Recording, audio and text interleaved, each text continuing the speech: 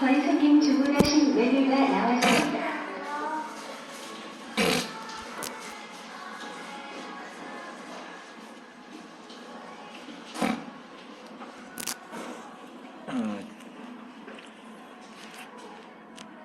또 음료를 시킨 후에 우선 마시고 시작을 하도록 하겠습니다.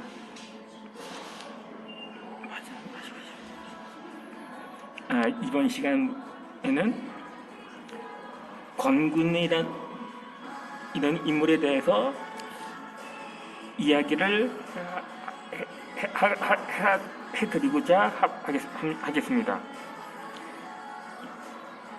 이 권군 역시도 고려 말기인 1352년에 태어나서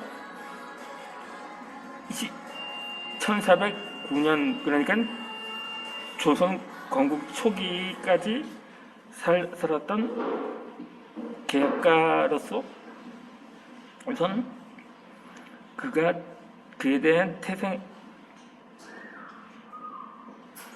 등에 대해서 태생은 우선 생략을 하고 그가 또 역시 망해가는 고려에 대해서 시를 지은 인물이기도 합니다. 따라서 그가 지은 시 한 구절을 읊어보도록 하겠습니다.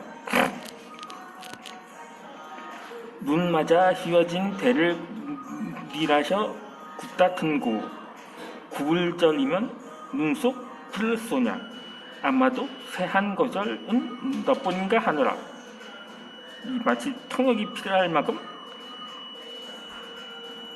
그게 좀 잘 알아듣기가 좀 거시기한 표현으로 표현을 한 것 같네요.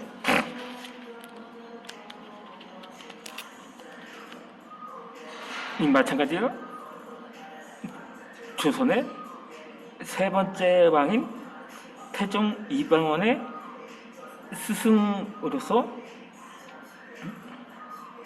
그 태종이 이방원이 왕위에 오를 때 그를 관리로 채용하려고 했으나 거절을 하고 당시 그러니까는 고려에 대한 정조를 지켰다고 볼 수가 있었던 거죠.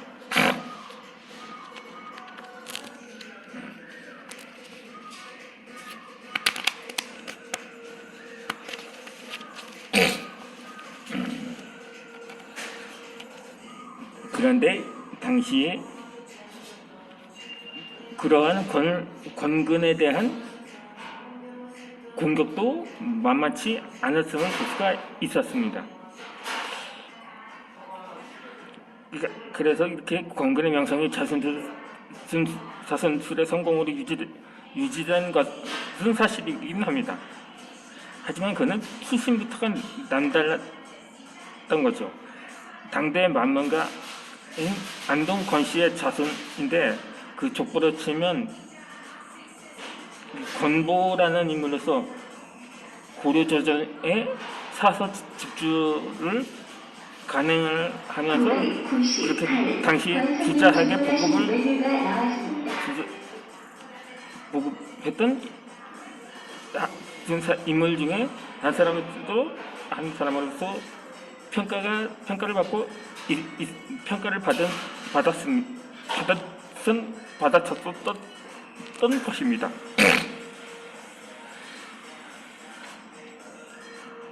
그 당시 권보의 사위 이재현은 고려 구신 세력의 영수였던 이색의 스승이기도 했었고, 당시 이색은 18살에 관군을 문과를 급제시켰던, 그러니까 좌주, 그러니까 과거제도의 시험관이었던 거죠.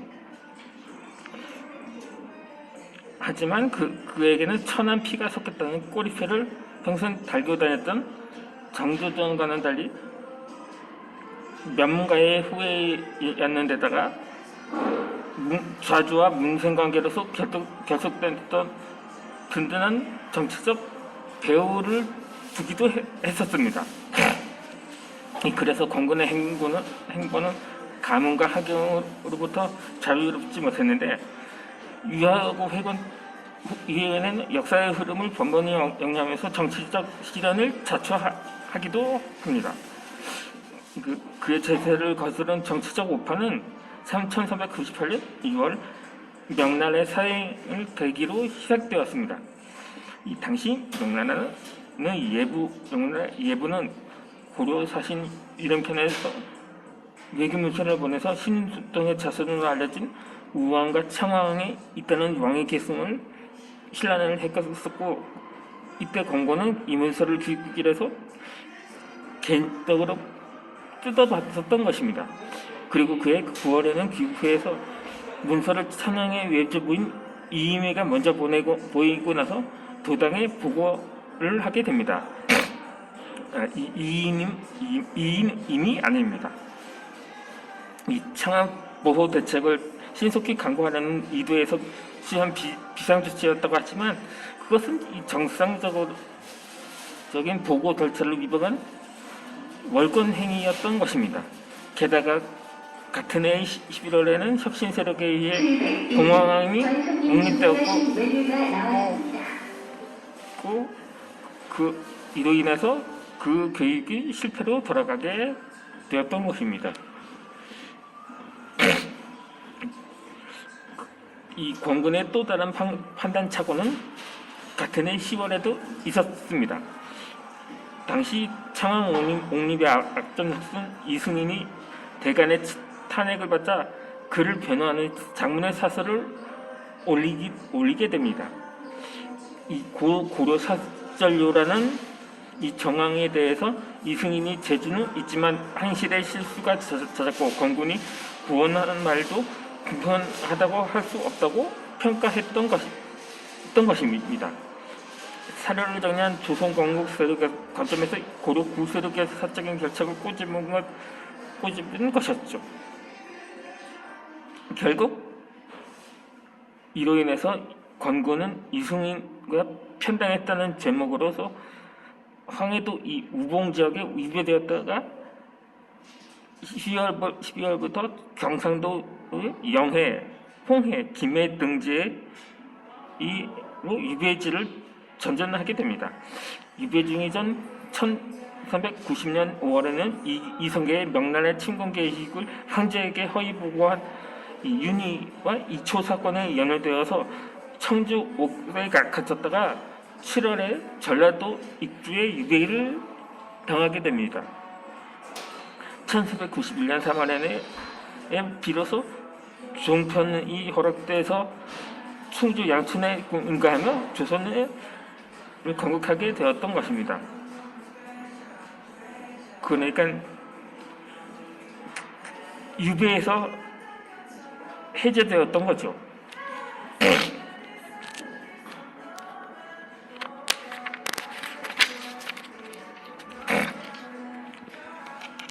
그래서 그 후로 그는 공양왕이 일사천년에 옹립되었다는 소식을 유배지 우봉에서 듣고서는 그로 인한 자주 같은 분으로 방면간이나 말을 잊고 지내게 됩니다. 그렇게 그의 고독한 유배 생활을 견할 수 있었던 유일한 안식처는 학문이었습니다. 이 유배지에서 집필한 입학도서는 권군 자신의 표현대로 성리학 입문서였습니다. 그는 이 책에서 40개의 그림을 그리고 그림마다 해설을 붙여 사서와 오경에 대한 추학자들의 이해를 도왔습니다. 예, 충주 양천에서 집신한 오경 천경록은 얕은 견해라는 뜻에서 천견이란 제목이 붙어 있지만 오경에 대한 조선 최초의 해석서로 건군의 학문이 사서 연구에 편든져 있지 않다는 증거가 되기도 합니다. 그러나 건군은 전문적인 사대부였다고 할 수가 있습니다. 독서인이면서 동시에 정치인이 되기를 열망하는 사대부들은 학문에만 안주할 수 없는 태생적인 정치가들이었던 것입니다. 이 모지 유배 생활을 견딘 권고도 내심 새 정치에 참여할 수 있기를 기대했었던 것입니다.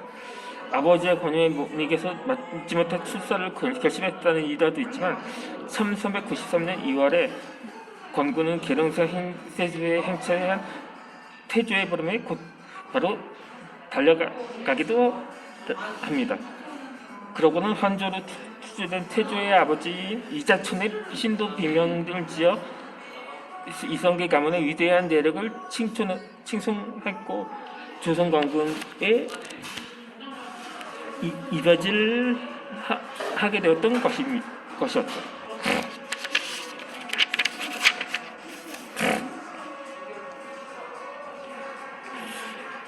그러니까 그 고려를 무너뜨린 새 왕조에 대한 일종의 충성심이었던 셈이기도 합니다. 태조의 부름에 응해서 뒤늦게나마 조성에 참여했지만 권군은 개혁 초기 몇 년을 침묵의 세월을 보냅니다. 정세 판단과 전국 운영의 입성차를 보인 이 혁신 세력의 견제 때문이었던 것입니다. 이 보수적인 권군이 안정적인 경국 운영과 수렴성 유지적 대외 정책을 표방했지만 이 혁신 세력은 지속적인 제도 개혁과 팽창적인 대외 정책을 추구했기 때문에 충돌이 있었던 거죠. 양측의 입장 차이가 첨예하게 드러나는 사건이 표전 문제를 둘러싼 정조정과 권군의 대립이었습니다. 이어서 이에 관해서 설명을 이어가도록 하겠습니다.